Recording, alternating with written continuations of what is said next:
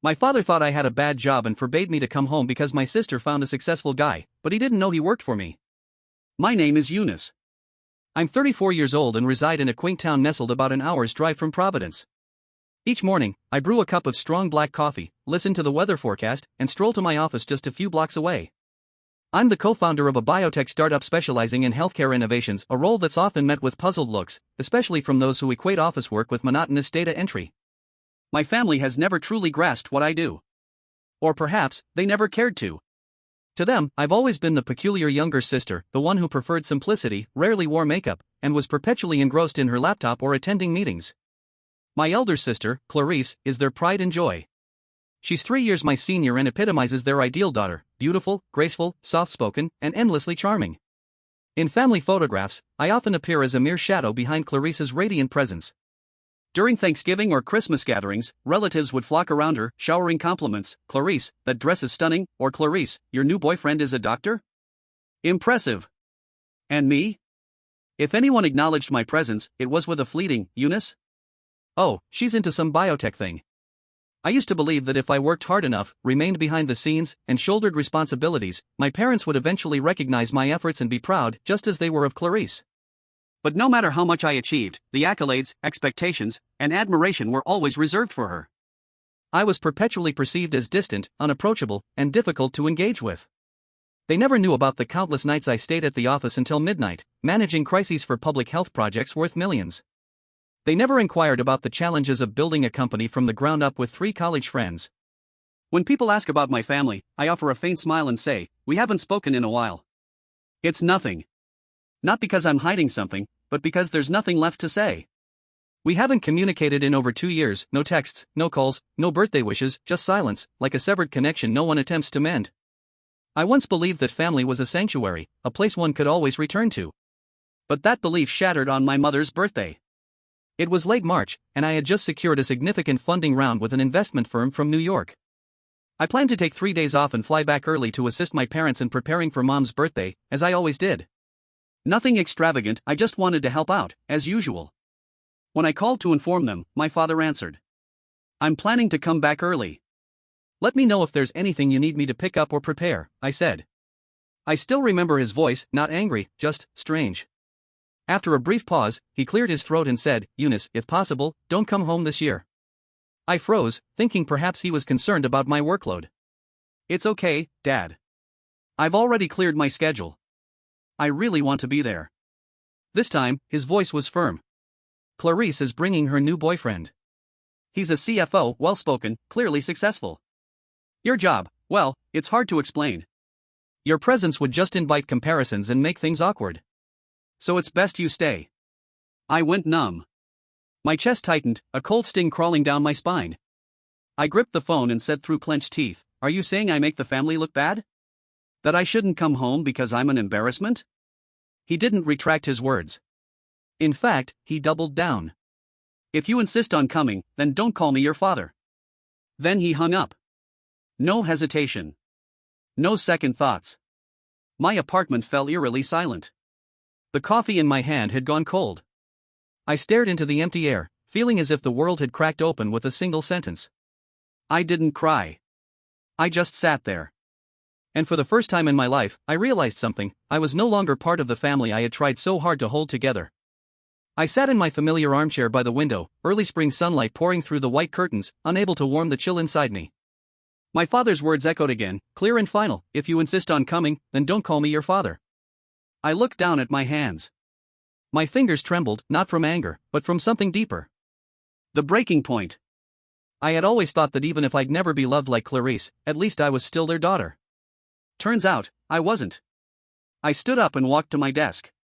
Without hesitation, I opened my laptop and logged into my banking app.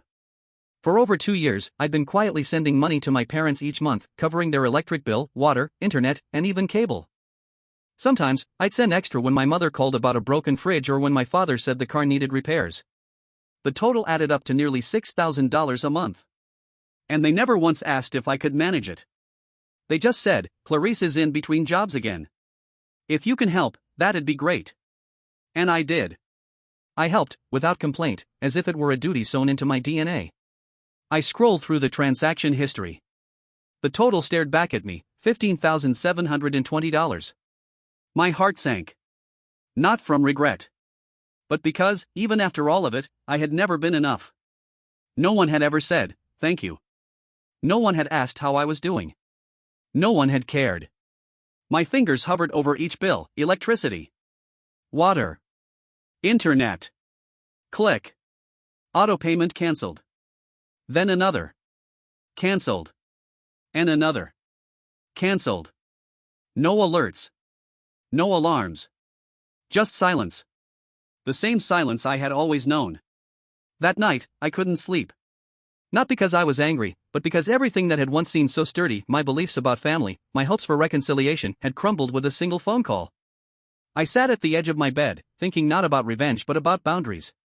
About dignity. The next morning, I received a message from my mother. It was her birthday. Eunice, why is the power out? Can you check for us? I set the phone down. I didn't reply. Moments later, a message from my father. No water. No internet. Call the providers.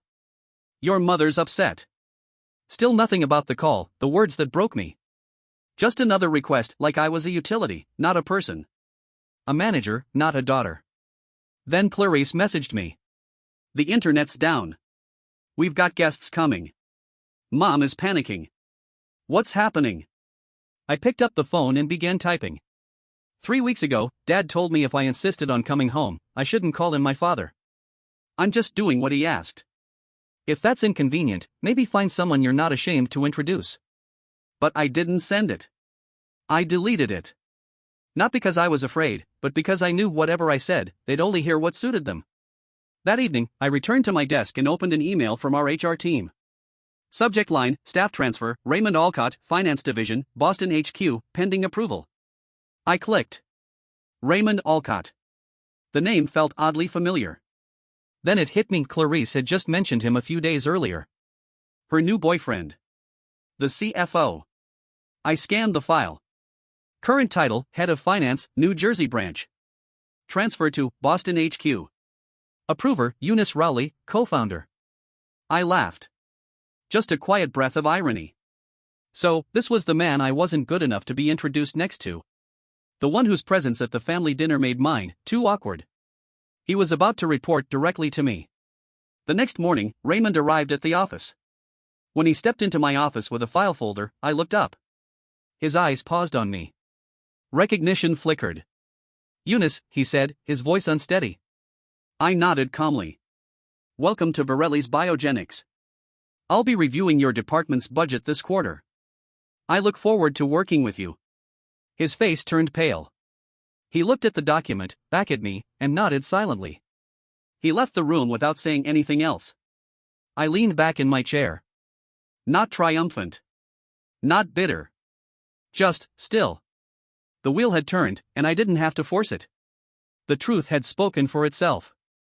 On the morning of my mother's birthday, the sky was heavy with clouds. I sat by the window, sipping my coffee. I didn't plan to text. I didn't plan to call. I just waited. At 9:07 a.m., my phone buzzed. A message from my mom. Sweetheart, the power is still out. It's an important day. Can you look into it? 15 minutes later, a message from Dad. We have no running water. No connection. Please call someone. Again, no apology. No mention of the hurt they'd inflicted. Just orders.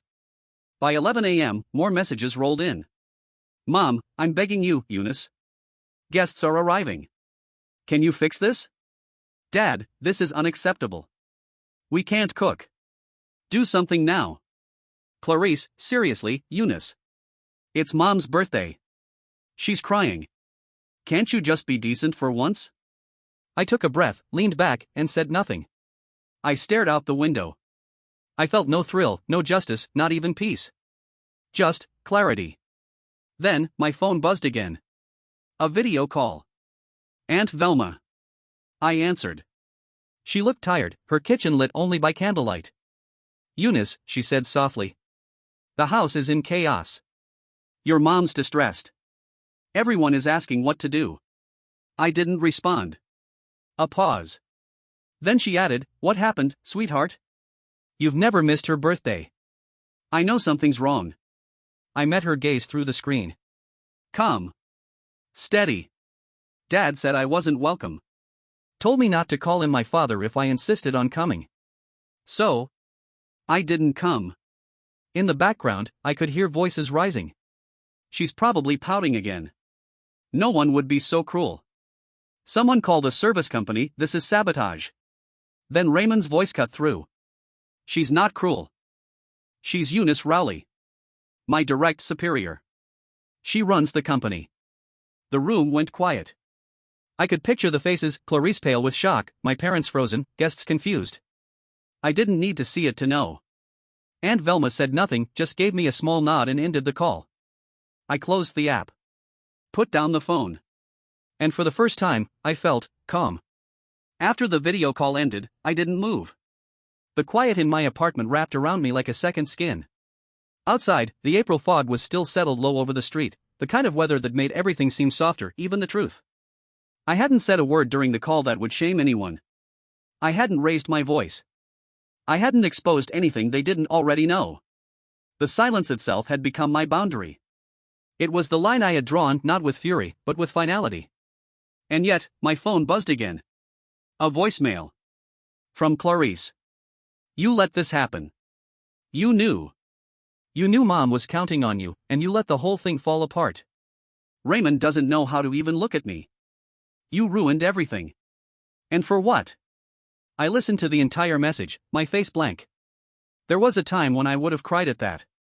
When hearing Clarice upset would have torn at my conscience. But not anymore. There was no satisfaction in her pain, only the simple knowing that I had protected myself. At long last. I made a cup of chamomile tea and let the steam soothe the tightness in my throat. The pain of not being accepted had always been sharp. But now, it had softened into something quieter, clearer. After a few minutes, I replied to her message. Just a few lines. I didn't ruin anything, Clarice. I didn't call myself his boss. I didn't start the video call. And if a single truth could ruin a party, maybe that party was never built on anything solid. I sent it. I wasn't waiting for a reply. Later that evening, my mom texted. I never imagined you'd do this to us. I thought you were better than revenge. I stared at the screen. Revenge. That's what they thought this was. I typed, then deleted, then finally wrote. I didn't do anything. I was home. I canceled the payments because you said I shouldn't come. I respected your wish. I didn't send that either. Not because it wasn't true, but because I had already learned something essential: explanations are wasted on people who are committed to misunderstanding you. That night, I received an email from Raymond. Subject: I'm sorry. Eunice. I had no idea until today who you were. When we met at that conference last year, I remember thinking you were sharp and gracious. But I didn't know you were Clarice's sister. I want to say, I respect what you did today. Or rather, what you didn't do. You didn't correct anyone. You didn't try to prove a point. But the truth stood up on its own. I'm ending things with Clarice. I don't say that lightly, but there's something about this family dynamic that I didn't fully understand until today. Thank you for the way you led, with dignity and silence. Raymond. I read it twice. Then once more. And for the first time in months, I felt my shoulders relax. Not from joy. Not from winning. From being seen. I replied. Raymond. Everyone is responsible for how they choose to see others. I never bring family matters into work, and I won't start now. But I appreciate your words. Sometimes, silence is the most powerful language we have. Eunice. I clicked send. The next day, I walked into the office as usual. Nothing had changed outwardly. But inside, something had finally shifted. They knew now. Not because I told them, but because life unfolded in such a way that they couldn't ignore it anymore. And that was enough. Later that week, my phone buzzed again. This time, it was Clarice. Her tone had changed. Please, can we talk? I messed up. But I don't want to lose him. Can't you help? You have influence. I stared at the message. Influence. That was the word she used. Not forgiveness, not understanding. Influence. Because even in apology, she was still trying to maneuver. I waited. And another message came. Just this once, Eunice. Please. You can fix this. I typed. He didn't walk away because of me. He walked away because of what he saw in you. I sent it without hesitation. No more guilt. No more burden. She didn't reply. At least, not right away. That evening, I went to my favorite neighborhood cafe. I hadn't visited in months. I found a quiet spot by the window. On the wall was an old carved wooden sign I had always liked. Some truths don't need to be spoken. They just need to be lived. I sipped my tea, and for the first time in a very long time, I felt at ease. Not because the past had been resolved, but because I had finally stepped out from under it. Clarice had built her world on impressions. I had built mine on integrity. And now, the difference was visible to everyone, including her. I didn't need to justify my silence anymore. It had already spoken volumes. A week passed. The storm had quieted, but the wreckage it left behind lingered like ash. That Sunday, I did something unusual. I didn't open my laptop. I let the day unfold without plans. I read a novel. Watered my plants. Prepared a late breakfast. For once, peace didn't feel like absence, it felt earned. Then the doorbell rang. I wasn't expecting anyone. For a moment, I debated ignoring it. But curiosity got the better of me. I stepped quietly to the peephole. It was my parents. My mother stood holding a small canvas tote, her face drawn and tired. My father had his arms crossed, his jaw set like stone, but his eyes were searching. I opened the door. I didn't say anything. "Hi, honey," my mother said softly. "Can we come in for a few minutes?" I nodded once and stepped aside. They walked in slowly, like they were entering someone else's home. My apartment was small but warm, quiet, filled with little things I had earned myself. They noticed. They noticed everything. I poured 2 glasses of water and sat across from them. The silence felt thick, like waiting for a verdict. My father spoke first. "About your mother's birthday. I said some things I shouldn't have." I remained silent. I wanted to hear the real reason they were here. He glanced at my mother, then back to me. "Clarice has been a wreck since the breakup. Your mom's been crying non-stop. So we thought it was time we all sat down. As a family." I nodded slightly, still not speaking. My intuition told me there was more. Sure enough, my mother gently set the canvas bag on the table and pulled out a folded sheet of paper. "We've been thinking," she said. "You're doing well. Your job is secure.